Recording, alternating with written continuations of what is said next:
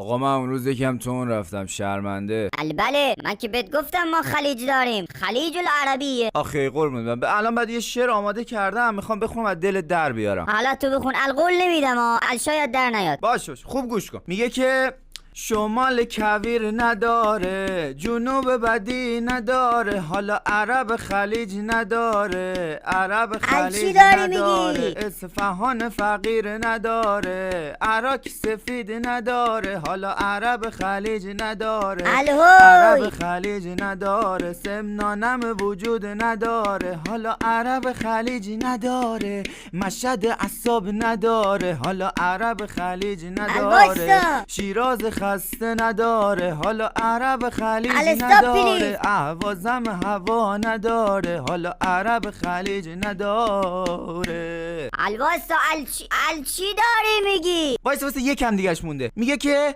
اردبیل گرما نداره، گیلان برنج نداره، حالا عرب خلیج نداره، عرب خلیج نداره، تهران آلودگی نداره، حالا عرب خلیج نداره، بوشهر سرما نداره، حالا عرب خلیج نداره، بندر که جنسی نداره، اصلا قزوین که ترس نداره، عرب خلیج نداره، عرب خلیج نداره، حالا مادر عمومی وای مادر عمومی